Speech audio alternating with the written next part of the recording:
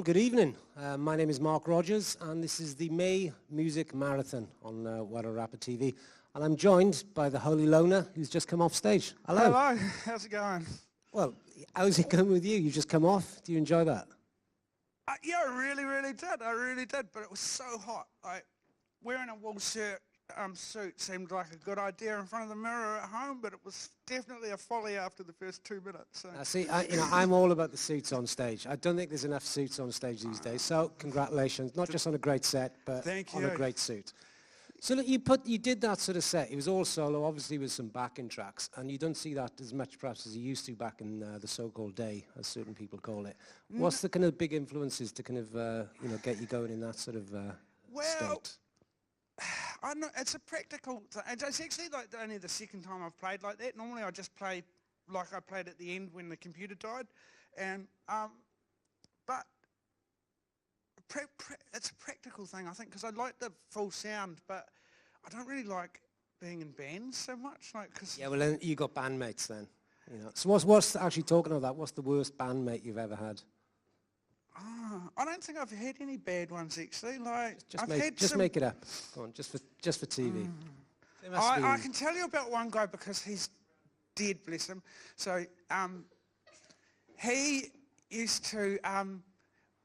We used to do like, I was in this band 8 Management in Christchurch. We used to do these like 2-week tours of New Zealand, and he had these pair of shoes on this tour that were split right open, and he held them together with gaffer tape, and then the gaffer tape would fall off all the time, and he put more gaffer tape on, but in the meantime, like, all the water had got in, and his feet were so rotten, and they, like, you hop in the van, and it was just feet, and it was like... Did he die of trench foot? No. Ah, well, there's another time. No. But like, that set, listening to what you were doing tonight, there was a lot of kind of stuff coming out to me, but the big one that I was talking to my mate Greg Bailey back there was Nick Cave. You could really see that sort of kind of preaching rock and roll sort of thing going on. Is Nick a bit of a thing for you? I do like Nick Cave. I mean, I try not to.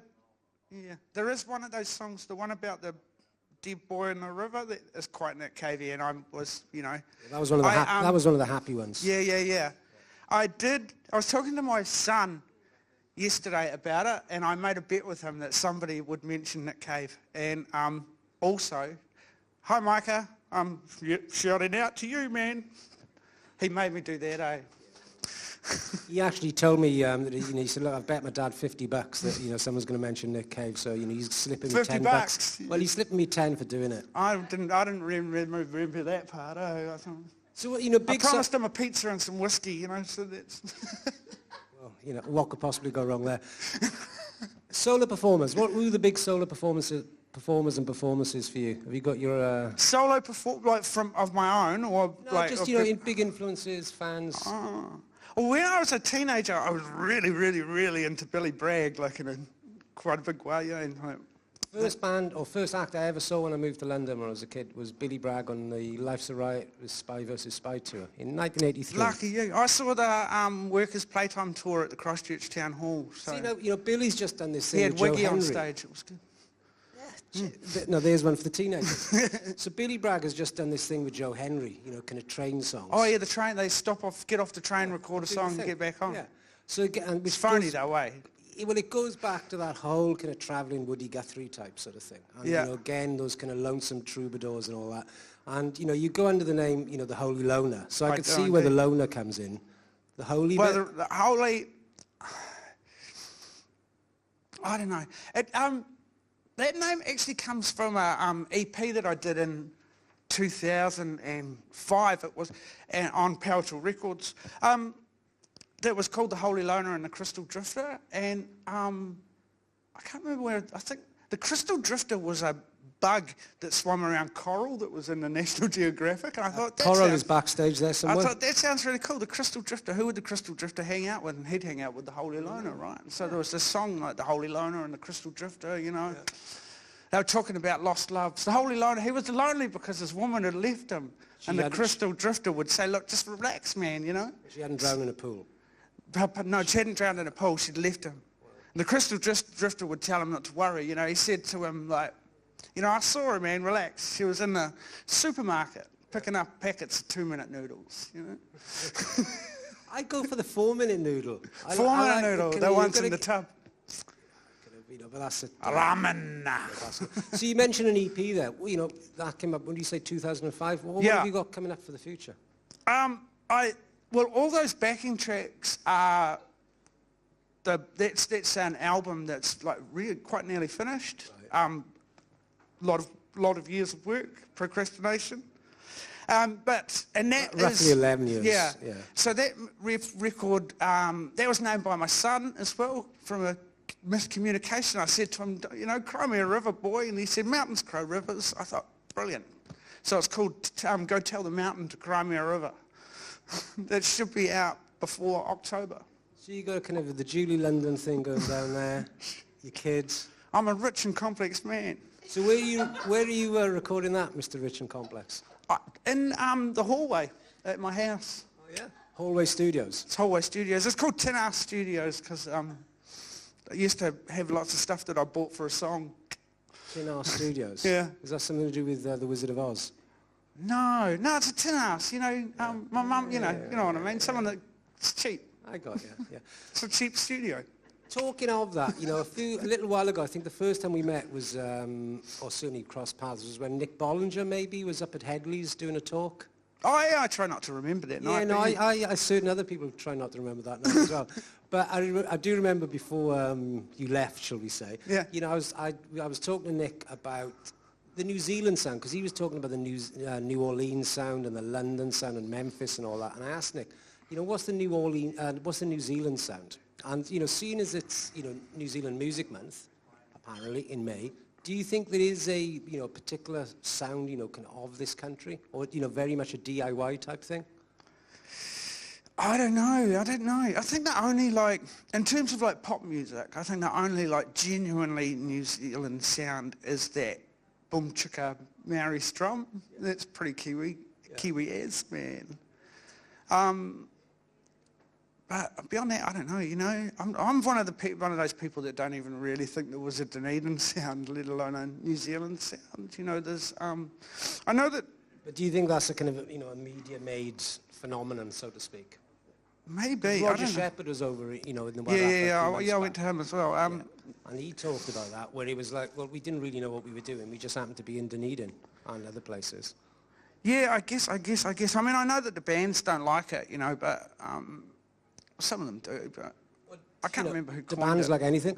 Nah. No, they don't. No, I'm a band and I hate everything. So you're going to stick, you know, for future live performances, are you going to stick with the solo sort of deal?